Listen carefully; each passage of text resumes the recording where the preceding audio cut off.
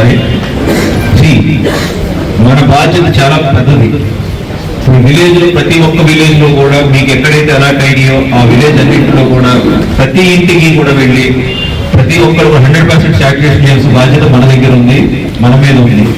So దాన్ని correct గా నిర్వర్తించుకుని మీరు మరిన్ని మొత్తం అంతా కూడా అన్బ్యాంక్ ఏరియా ఏదైతే ఉందో అన్ని కూడా బ్యాంకింగ్ లో తీసుకొస్తారని కోరుకుంటున్నాం.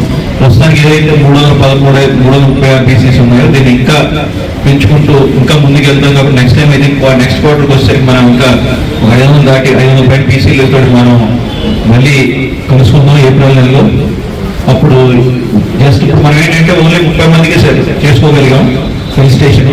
ఈసారి మొత్తం అందరూ కూడా బాగా పెర్ఫామ్ చేసి ఇంకా ఎక్కువగా సర్వీస్లు అందిస్తూ మొత్తం కస్టమర్స్ అందరికీ కూడా గ్రామంలో ఉన్న ప్రతి ఒక్కరు కూడా సర్వీస్ అందిస్తూ మీరు గ్రామం ఎకానమీలో పాల్పంచుకుంటూ మీరు కూడా మీ ఎకనమిక్ కండిషన్స్ బాగుపరచుకోవాలని చెప్పేసి కోరుకుంటున్నాను.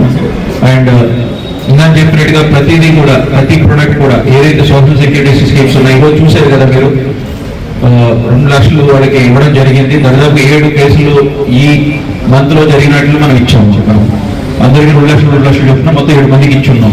అంటే అది చిన్న అమౌంట్ అవ్వచ్చు కానీ వాళ్ళకి చాలా ఊతమిచ్చే విషయం అది. 2 లక్షలు చాలా వాళ్ళకి ఏంటంటే ఫైనాన్షియల్ గా ఎంతో కొంత ఉపయోగపడేది అది.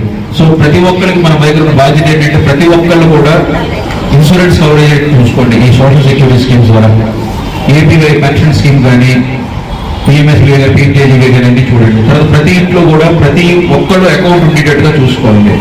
వాళ్ళకి ఏదైనా బ్యాంకింగ్ రిక్వైర్మెంట్స్ ఉంటే కూడా ఇమ్మీడియట్ గా మా దృష్టికి తీసుకురండి. బ్యాంక్ యొక్క సేవల్ని ప్రతి విలేజ్ లో కూడా ముందుకు తీసుకెళ్లవలసిన బాధ్యత మీ దగ్గర ఉందని చెప్పేసి మరొకసారి మనం చేసుకుంటాను. థ్యాంక్ యూ అండి.